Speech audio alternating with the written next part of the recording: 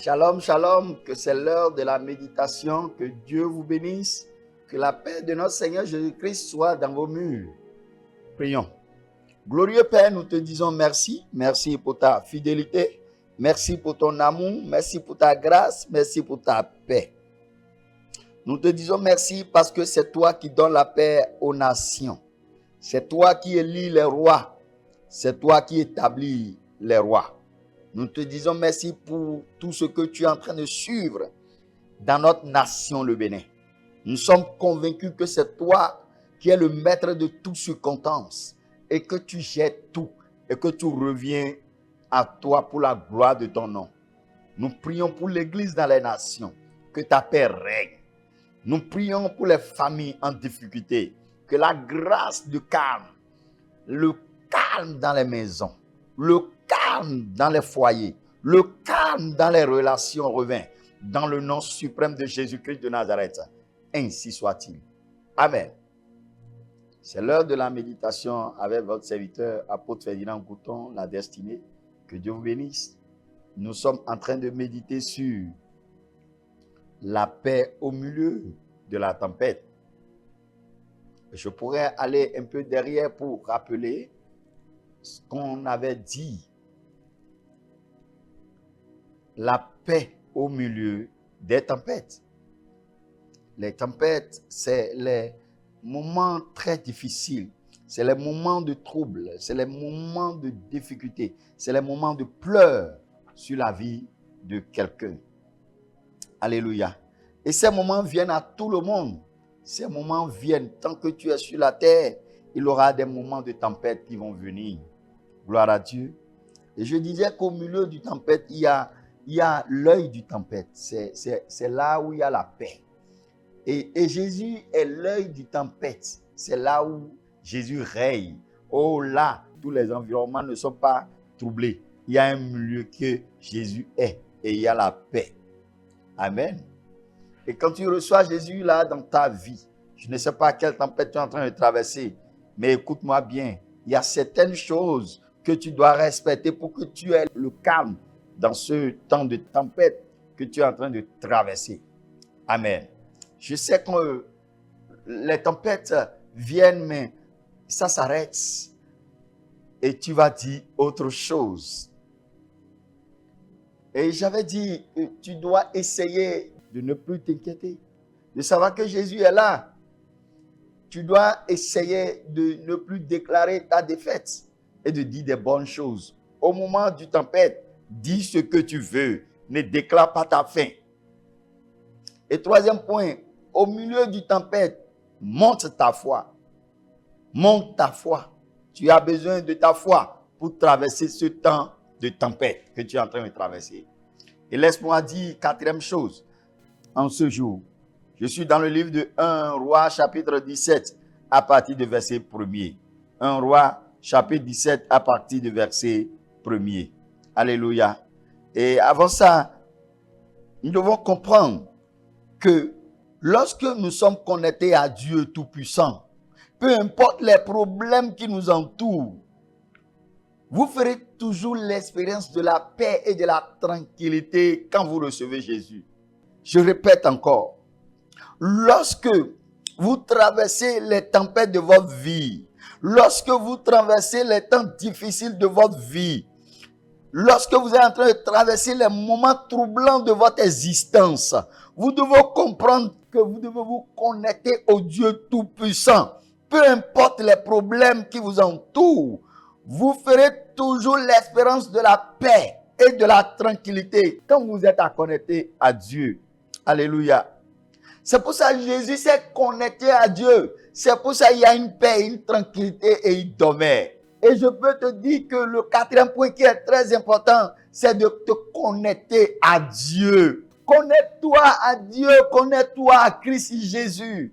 Et tu auras la paix et la tranquillité dans cette tempête jusqu'à traverser. Et quand tu ne te connectes pas réellement à Dieu, tu ne peux pas traverser glorieusement cette tempête. Connecte-toi au Seigneur. Malgré tout, connecte-toi à l'Éternel et tu t'en sortiras victorieuse. Alléluia. Et Jésus est en train de commander le vent. Au moment que nous sommes en train de traverser la tempête de notre vie, nous devons comprendre que nous devons commander. Commander comme Jésus. Il dit, il commanda le vent.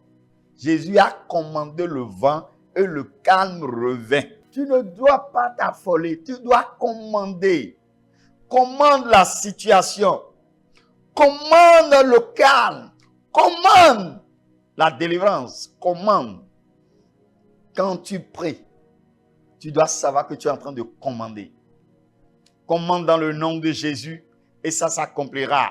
Gloire à Dieu. Donc nous devons commander, nous ne devons pas arrêter de commander. Amen. 1 Roi chapitre 17, le verset 1er. Nous voyons l'histoire. L'histoire de l'homme de Dieu qui a arrêté la pluie. Il a arrêté tout.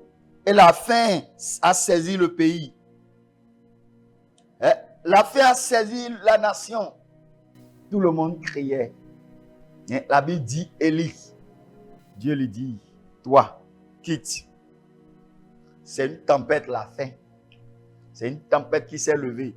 C'est une situation désastreuse qui s'est levée. Et tout le monde a peur. Tout le monde s'affolait. Tout le monde cherchait un refuge. Alléluia.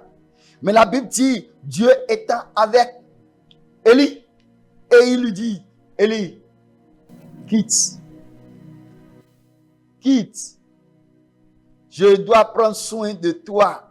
Au milieu de cette tempête, Élie a expérimenté ce qu'on appelle la présence de Dieu.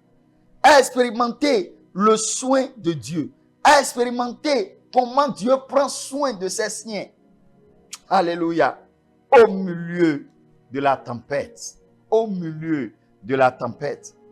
Gloire à Dieu. Et Élie, Dieu lui dit, alors quitte cet endroit. Je suis dans le livre de 1 Roi chapitre 17, le verset 1er. Il dit, quitte cet endroit. Tu ne peux pas rester là. Et Élie quitta cet endroit. Il dit, maintenant, tu vas aller là où je peux te donner à manger. Et les corbeaux l'amenaient de nourriture. C'est merveilleux.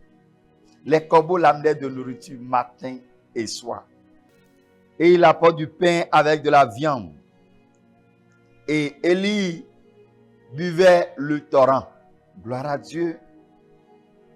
Élie buvait le torrent. Il y a l'eau qui était à côté d'Élie. Et c'est ça, Élie buvait. Parce que c'était un temps qui ne pleut plus. Donc, les situations étaient anormales. Alléluia. Tu boiras au torrent. Et j'ai donné l'ordre au corbeau de t'apporter à manger. Élie fait ce que le Seigneur lui dit. Il va s'installer près du torrent de Kérit, à l'est du Jourdain.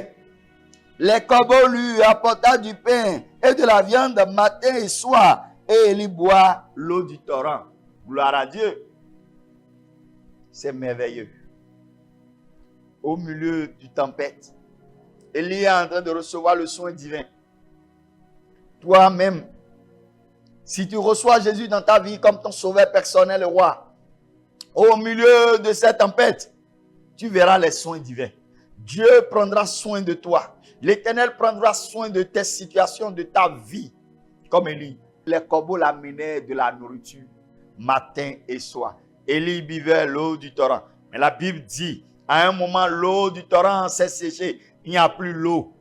Mais la cuisine de Dieu ne s'est pas arrêtée.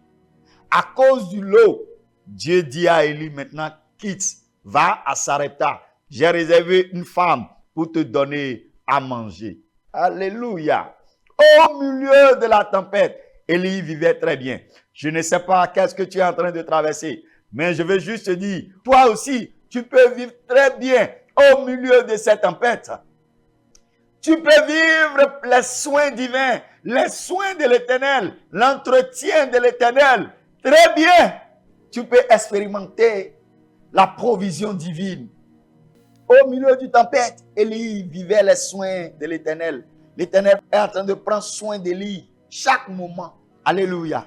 jusqu'à les soins que l'Éternel est en train de prendre à Élie a contaminé la veuve de Sarepta. Elle-même, elle a donné à manger à Élie. Et la croissance et les soins de l'Éternel continuent dans cette maison.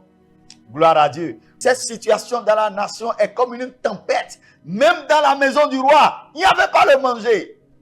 Alléluia. Même s'il y a une tempête qui est en train de se soulever dans ton pays, toi qui m'écoutes, reçois Jésus dans ta vie. Au milieu de cette tempête, tu vivras bien. Ouais. Et qu'est-ce qu'on peut comprendre au milieu du tempête que Élie a fait? Élie a suivi les directives divines. A suivi les directives divines. Il dit, va ici. Va. Va au torrent Élie est parti. À l'instant là, Élie est parti. Va chez la femme de Sarepta. Élie est parti. Élie n'a pas dit non. Elle lui a suivi les directives divines. Quand vous n'êtes pas prêt en tant qu'un homme et vous n'avez pas un père spirituel qui peut recevoir de la part du Seigneur, qui peut vous dire va, fais comme ça, fais comme ça. Non, tu es gâché. Si tu ne peux pas écouter la voix du Seigneur, et il dit passe par ici, et suivre la direction, tu vas vivre au milieu du tempête comme un malheureux et mourir au milieu du tempête. Je ne sais pas quelle tempête tu es en train de traverser, mais suive la direction divine. Suive ce que Dieu te dit. Suive ce que Dieu te dit de faire. Les gens sont au milieu de la tempête. C'est maintenant ils cherchent à faire des prêts par-ci, par-là. Et multiplient leurs problèmes.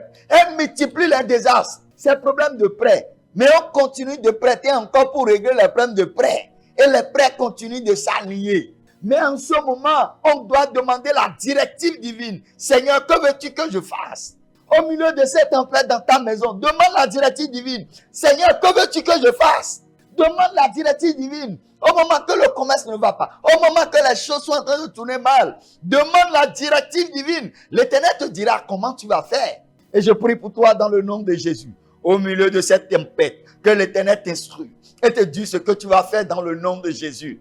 Je prie dans le nom puissant de Jésus-Christ de Nazareth, la puissance de commander et de suivre la directive divine que l'Éternel te donne dans le nom de Jésus.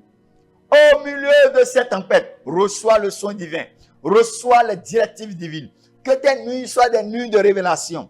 Au travers de cette parole, que l'Éternel te parle dans le nom de Jésus. Je déclare maintenant que tu ne mourras pas dans cette tempête au nom puissant de Jésus-Christ de Nazareth. Amen.